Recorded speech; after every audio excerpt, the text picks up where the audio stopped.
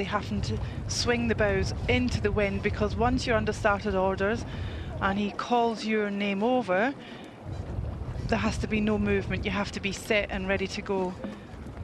And if your bow is not pointing into the wind, then the bow is going to be pushed right over and pointed out of the lane, and that's, I mean, that's just a disaster of a start before the race has even begun, if you like.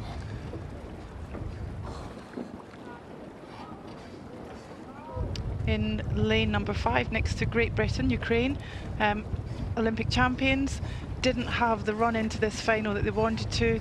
Conditions got the better of them. They caught a huge crab in the heat, and saw them go via the rip.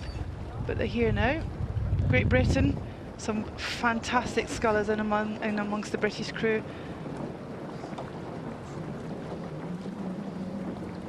But unfortunately they've drawn lane 6, and we haven't yet seen anybody win from unlucky lane 6.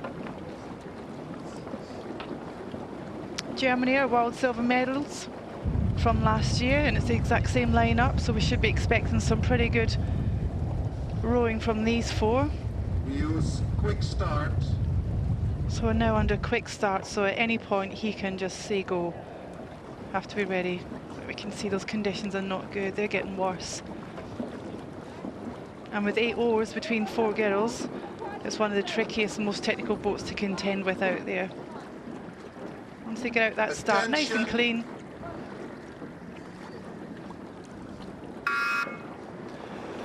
So Patrick, there was no roll call, so the difference being a quick start is they don't call each nation out. It's just a quick, are you ready, go. Yeah, quite right too, because these are the worst conditions that we've seen so far today. The forecast wind arriving just in time for the women's quad, and they won't be thankful for that.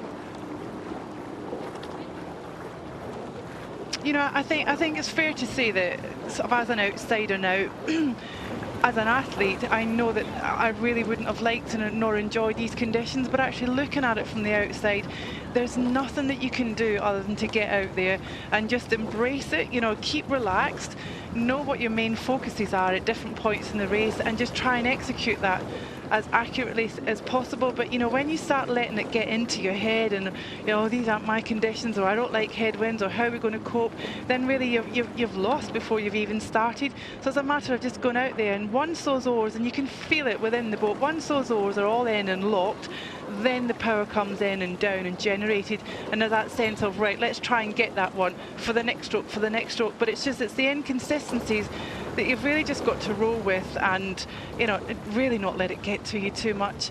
They're all fit, they're all strong, they're all worthy of being here on the international circuit. It's just who technically can really sort of let it affect them the least out there today. Well, I think you used the word relaxed early on, and it is those who can stay relaxed, and 100% of the power can go into generating speed as opposed to just keeping your body upright.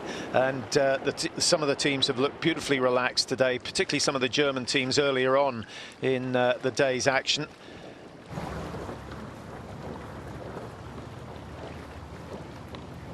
We certainly couldn't say the same about the British women's pair. Didn't look good early on. Imogen Walsh struggled in the lightweight women's singles sculls, and even the men's quad were below par in these conditions.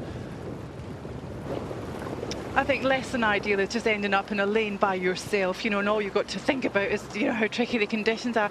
The likes of Germany and the Dutch up in lane number 2, it's great. You know, they're completely distracted by each other. They've got each other to work off, and actually they're not really thinking too much about the conditions. They're just, you know, stroke for stroke, they're really trying to work off each other. So in lane number 2, out of the picture, is the Dutch. It's Poland in lane number 3, stroke for stroke beside Germany.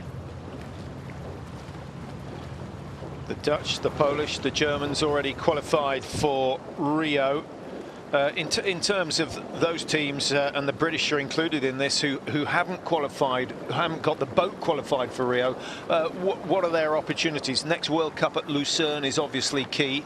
Yeah, I mean, they're perfectly entitled to race there, but it counts for nothing in terms of qualifying your boat for the Olympics. They have a special closed Olympic regatta, which is just to qualify the final remaining positions for that for that particular event. So, you know, if your boat is already qualified for the games, then you would have no interest in attending that regatta whatsoever. So it's a regatta of opportunity. It's a regatta of, you know, a kind of last way in, last man in the door for the Olympic Games. It's not a great way to prepare for your games, but if there's an opportunity to qualify that boat, then it's, you know, it really is brutal, Patrick. You know, there's not a nice atmosphere. It's a sort of a do or die mentality. I like the way the Polish girls are rowing the quad. It's lovely and long, and it looks like the boat's actually working for them. Whereas in the German crew, it's just, you know, they're almost just fighting it ever so slightly. Unusual to see in the two-seat in the German crew, Karina Beer, wearing gloves. I'm not quite sure what that's all about. It's really, really unusual in rowing that anyone would ever wear gloves. You just don't feel the same connection with the oar as you do when you're not wearing gloves. Poland and Germany both medaling last time round at Poznan, which incidentally is the regatta course that will be used for the third World Cup. The stroke rate's 30, 31, 32. Germany, the highest stroke rate at the moment. They are, of course, the defending champions, and they've got the same crew. The only change, they've switched 2 and 3 round. Bear and Arnold have switched seats this year. Schmiedl in the stroke seat from Germany. She's setting a cracking rhythm, and I think that's, you know, that really is sort of credit to her for being responsible for finding that right rhythm and getting the girls to behind her to follow suit, because, you know, the worst thing you could do is start to do something that doesn't complement the conditions, but she's keeping it really long and really strong in the water, but creating a great ratio on that recovery when the oars are out of the water in order to prepare for the next stroke.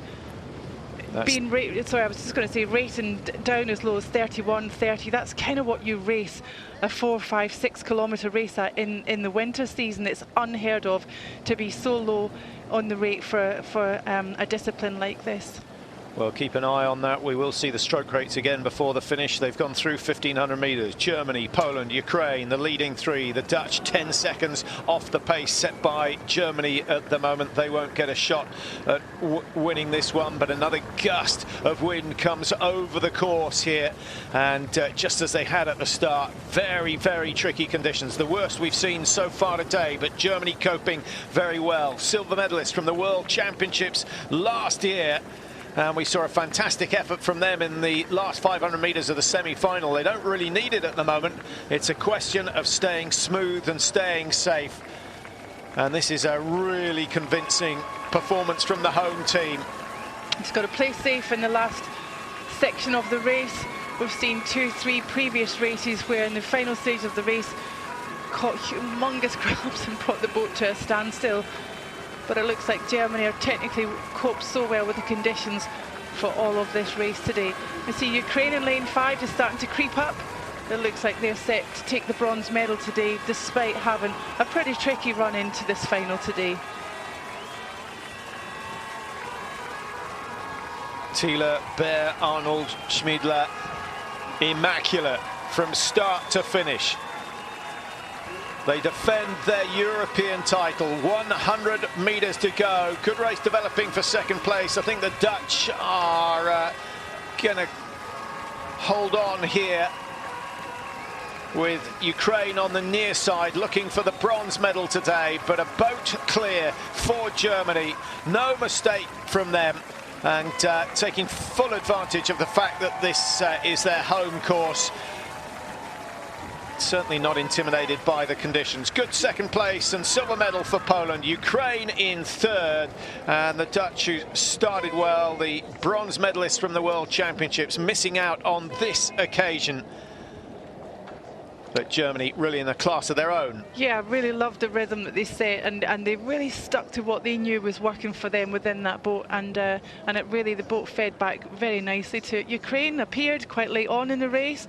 I thought it was going to be a race or conditions that would really favour. You can see in stature they are huge, you know, as athletes.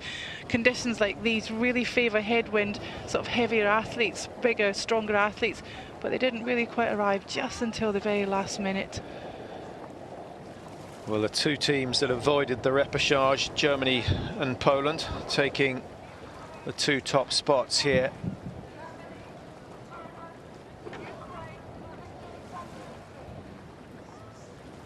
Do you know, interestingly, 3 weeks ago at the first World Cup regatta, between Poland and the Netherlands, there was only 10 100ths of a second separating the two crews. So these conditions have really favoured Poland, and they've dealt with it really quite nicely. And the technique that they've adapted coming down the course has really worked in their favour. So a huge turnaround for Poland in just 3 weeks.